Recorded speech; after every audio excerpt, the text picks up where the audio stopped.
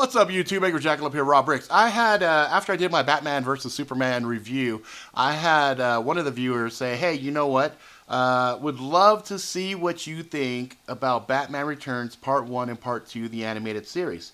So I watched them last night, and I gotta tell you, I loved them. I thought it was a great series. The two episodes are really good. They're two movies in of themselves. Um, Here's the covers of both of them. I gotta say, there were bits and pieces that were extracted out of this for the Batman versus Superman movie, um, and I gotta say, as a direct comparison between the two, which I liked better, I thought the animated movies were really good. The likelihood of taking that same plot and putting it on a big screen wouldn't happen for a couple of reasons, and I'll get into that. Just because of the politics and because of the way they presented the world in the animated series was far darker and far more scary than Batman versus Superman could have ever hoped to have been. And we'll get into that in a little bit.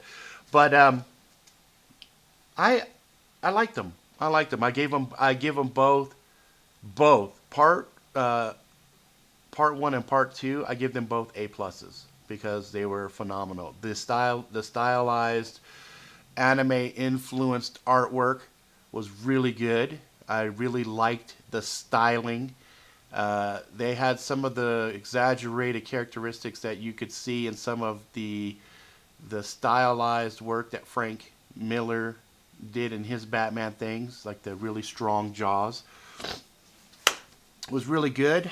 Um, the voice of Batman, oh, I forgot his name. It's the guy that did RoboCop, and he was also recently in Sons of Anarchy. His voice acting on there was okay. I actually thought it was another person that was doing the voices, and I was a little surprised to see that it was him. But uh, good job. Now, I'm going to talk about Batman Returns Part 1 first, and then we'll go ahead and get into Batman Returns Part 2, animated series. Not animated series, but the animated movies. So, Part 1, you had Batman retired, and you had Commissioner Gordon. He's getting ready to retire. He only had a few days left. And then they had this huge menace of the mutants. And some things that really stood out to me. Some of the you would talk about a dystopian environment. Gotham had spiraled out of control. They had some stories, news stories that were happening, and incidentally, the news stories are pretty interesting because it kind of reminded me a little bit of like, um, oh come on, brain, RoboCop as well as Starship Troopers. So both of those movies had these really kind of funny, over the top characterized versions of our reality. These Batman shows did the same thing. They made a mockery of our pop culture and didn't try to hide it. It was so blatant. It was so in your face. It wasn't funny. And so anyway, getting back to the way things were stylized in this dystopian society of Gotham, you had stories of families being murdered, children being killed, and incidentally, that's one of the hooks that pulls Batman back into the scene. Is this family scene, and he's remembering how his family was taken from him, and it was good. It was good how they weaved it all back together, and him getting into it, and you see the Joker in there. He's in a mental state. He's a vegetable because Batman's retired, so Joker has no purpose. Joker's entire purpose is to get Batman's goat. He's like, without Batman, there is no Joker. And so they kind of imply that in the very first movie. And then, Batman, he's an old man. He's older. And, but he's got smarts. He's got brains. He's got guts.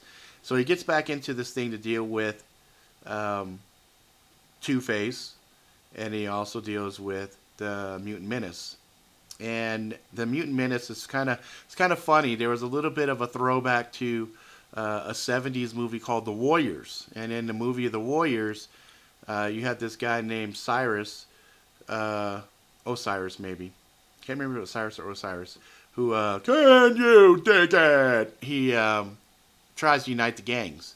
Well, the mutants are like united. There's literally thousands of these motherfuckers, and the police are kind of like fuck. They're a little terrified. And the leader of the mutants is this guy. He's got fucking. He's big as Bane. He's got these sharp shark type teeth, and he's got these spikes on his nipples. It's like what the fuck, and his first interaction with Batman, they're sitting there fighting, and Batman just about gets fucking killed. And if it wasn't the intervention of this chick who wants to be Robin, um, yeah, Batman would have died.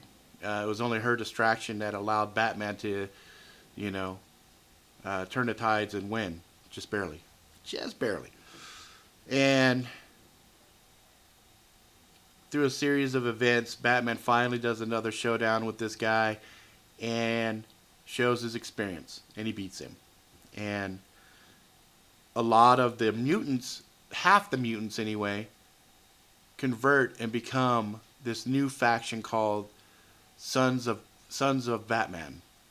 And they have these blue tattoos on their face of the bat, and they are, it's funny because it's almost like a statement that there's a segment of the youth that are so lost that they have to disattach themselves to anybody that's a cult of personality who is strong enough to hold it down. And they have this slang that they use. Yeah, slice of dicey. Yeah, he's a potato. He's a spud. He's a spud. Slice of dice, man. Slice of dice. And it is kind of comical to hear this sub dialect, and it reminded me of things like pidgin and Spanglish and Ebonics, right? Um, and so from that point of view, I thought it was pretty interesting, and it was really good. And so that kind of ends out that way. Commissioner Gordon steps down. He's got this new broad steps in, and she's basically fuck Batman. He needs to get his ass. He needs to let the police do their motherfucking job, and first thing we're gonna do is take his ass out. And so, it ends the very first part one. It ends with Joker listening to the TV, and the TV's talking about Batman. And the more he's hearing about Batman, the more he starts smiling, and then he comes back. And so you're like, oh fuck, here we go. Joker's gonna be back. So that leads into the second movie. In the second movie, holy shit, you want to talk dark? There's a body count. There's Batman fucking throwing a batarang in the Joker's eye. Eventually, Batman loses it. Superman's involved with it. The president hears about Gotham and Batman kind of, showing up again. And I guess apparently before Batman's retirement, the government had outlawed superheroes. And it's kind of like what Marvel's doing with their Civil War. And Superman is the only sanctioned hero, and he's like the American government's attack dog. And so there's this whole. The president, incidentally, is a caricature of Ronald Reagan, a very scary looking Ronald Reagan, and a very dark Ronald Reagan too. Basically, telling Superman to kill Batman, which is pretty fucking crazy. And we get to see Green Arrow, and this is derived from the Batman versus Superman story arc. And the battle scene between Batman and Superman in this one's pretty good. It's a pretty epic fight, and it's a lot more apparent. There is none of this, psychological, the psyche of Batman. None of that shit is ever brought to question. I mean, bottom line is, Batman learns a valuable lesson. The only reason that he was brought to task and Superman was supposed to take him out is the fact that he was being very loud in his way and in his messaging on dealing with the criminals. And the government didn't like that, because anytime the government is being showed to be impotent and have no real authority or power, and they lose credibility, then that becomes a big issue. So they want to deal with that shit as quick as possible. So you have the epic battle, and then basically Batman is sitting there and he has this heart attack. And the sad thing for me was seeing Alfred die. Alfred died of a stroke. And then Batman's buried. Superman's at the funeral. As he's walking away, he hears duk, duk. He hears a heartbeat. He's like, what the fuck? And so he realizes, oh shit, Batman tricked me. But he looks at Robin and winks at her like, yeah, it's okay. I ain't gonna trip. As long as you guys keep your shit quiet, I won't come back. And so Superman takes off, leaves, whatever. And then all of the sons of Batman are underground at this new location. And Batman's like, yep, we got all the time in the world. I'm going to teach you guys everything I fucking know. And you guys are going to keep Gotham the way it should be. And so it's kind of interesting to see Batman pass the torch on, not just to one person, but to a small fucking army.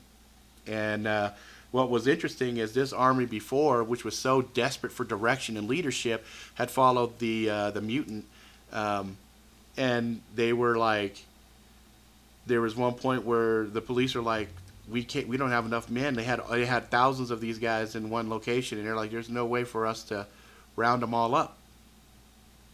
And so, Batman said, yeah, we don't need to. I just need to take out the leader. Once they see the leadership's gone, they'll fall apart because they don't have anybody to help them, direct them where they need to go or whatever.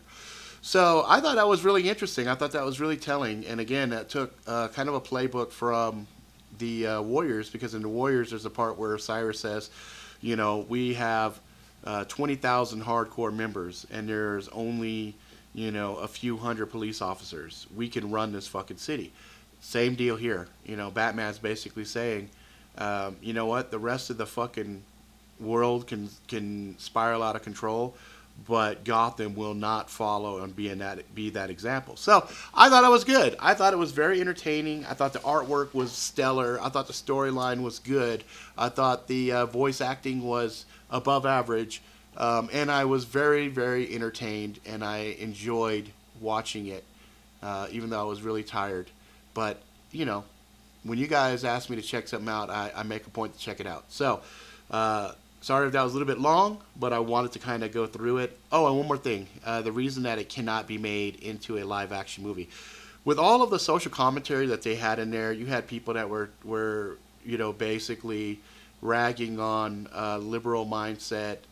You had these really stark, nasty, black and white points of view on things that I think are tolerated inside of graphic novels, comic books, things of that nature, but would not be tolerated in a movie, at least not right now. Back in the early days of the 60s and 70s, you had a lot of things that would come out and have social commentary, and they were tolerated because it was kind of indicative of the time.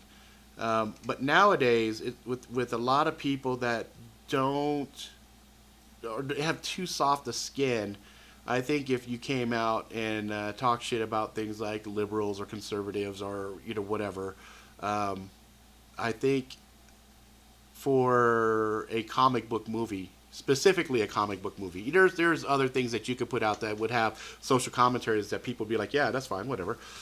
Something like Quentin Tarantino would put out, one of those types of movies. But to have it inside of Batman, you wouldn't. Nope.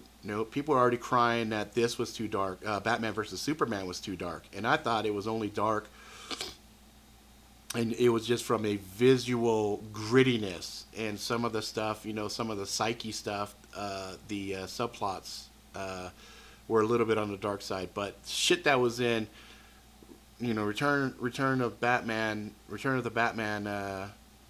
1 and 2. Holy fuck. I would be surprised to see that shit ever made into a movie like that. So anyway, that's it for now. If you haven't checked it out, check it out. It's entertaining as fuck. I really enjoyed it, and definitely gave it, both of them, an A+. So that's it for now. Thanks for the recommendation. If you guys have anything else like that you want me to check out, please point it out. I'm happy to look at it when I get the time. Okay, guys, that's it for now. If you like it, please subscribe. Tell all your fucking friends. Until next time, please be good to each other.